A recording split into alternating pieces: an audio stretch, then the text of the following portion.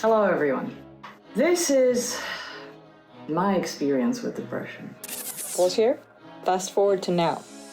I recorded that video in the midst of a very severe depression episode that lasted at least 2 months. I realized I was depressed when I saw that no matter how hard I tried, I just couldn't think positive.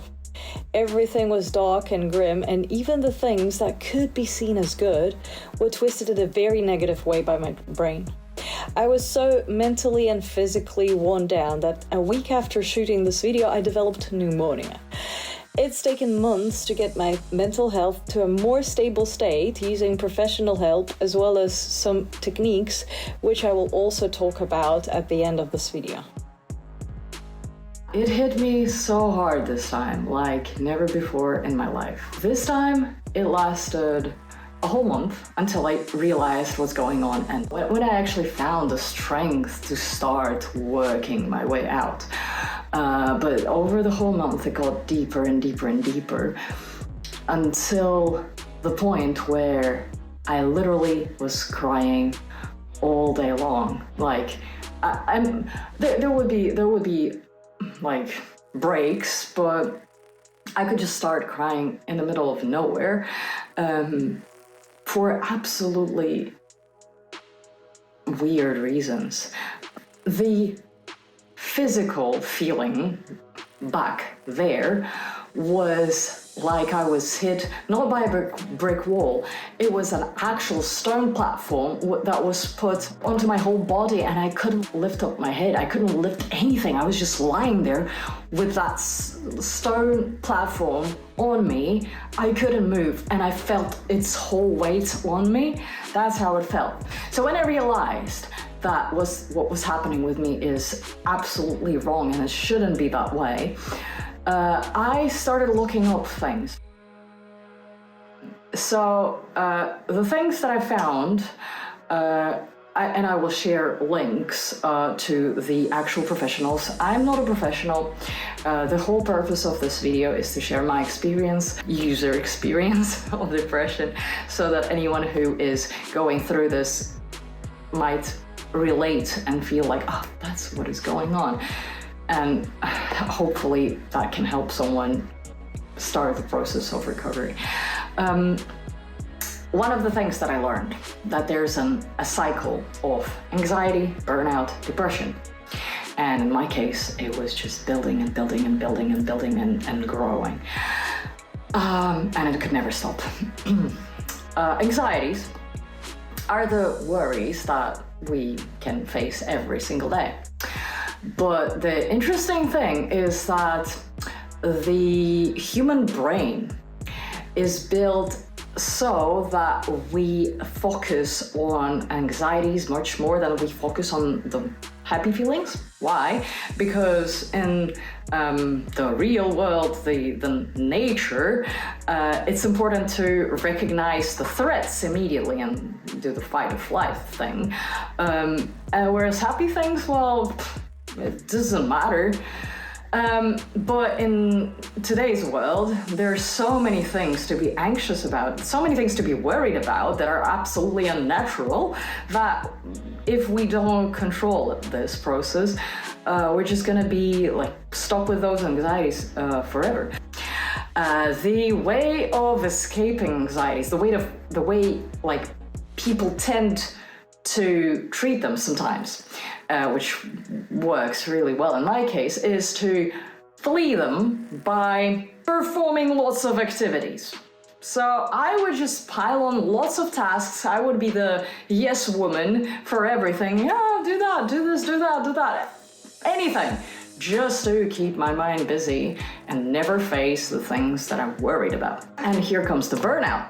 Once you've reached the number of tasks that you can't physically fulfill, then that also pile up more anxieties, but also it makes you just worn out and it makes it impossible to go on. And after that, you start really, like, you're starting to hate yourself for this. You're starting to realize that you're stuck. You're worth nothing. You can't even do your tasks, and you slowly, like while you're tired, if you don't stop on time and don't give yourself rest and take care of yourself, you end up depressed. This cycle has been going on with me for ages until the point where I've reached the absolute rock bottom. And this time around, it made me think, okay, so I have those anxieties, that's absolutely crystal clear. Where are they coming from? Why do I have so many anxieties? Why? I can't stop this cycle. And I realized those come from insecurities. I was raised in a way where nothing that I can do would be enough. So I have adopted this way of thinking, this thought pattern, and it's punishing me to this day. 15K engaged audience on Instagram. It's not 100. And when it's 100, it will be like, well, it's not 1 million. You've never achieved anything. Awards, radio rotations, playlist placement that a lot of people dream about. Not good enough. As soon as I reach the accomplishment I was working so hard towards, it's already not enough. I'm just stuck in that process. I can't even celebrate something that I've achieved. I never do. It's never enough. I can never be happy if I go on this way. I would literally find like 100 ways to describe why what I'm doing is wrong, but I can never find one reason why what I'm doing is right. And yeah, I realize that's wrong. So far, I have found a few ways that I'm trying to help myself. I will share some ideas that I've already found extremely useful, and I will share, like I said, a link below to the original sources. First of all, like I already mentioned, with the brain being wired to recognize negatives first, you need to teach it to recognize the positives. And that's a very interesting thing. Remember like a case from your past where you were searching for this very item in shops and you could never find it, so your brain would be like, oh, where is this thing? Like, I don't know, you would need exactly these sunglasses, and you would go to every shop and you would be looking for them and they're not there. And then once you found them, your brain still keeps going like, I'm still checking out all the sunglasses in every shop that I go to. Apparently that's how it works with happy memories, happy thoughts. If you teach your brain to look for happy thoughts, it will train itself to do so, and it will have a lasting effect.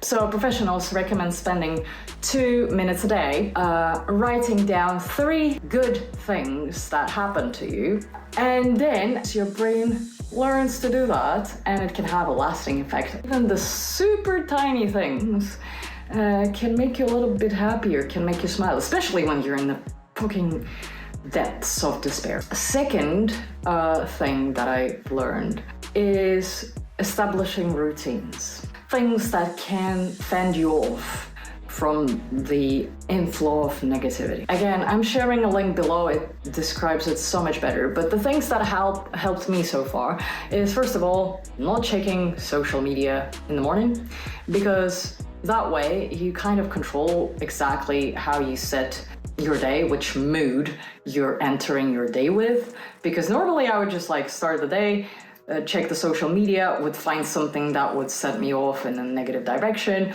and I would just end up miserable most of the day.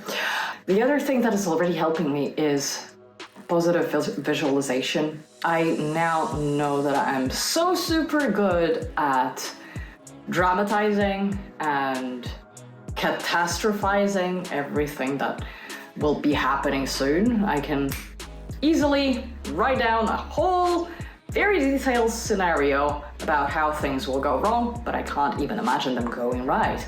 Well, obviously that doesn't help. It makes me just like even more upset.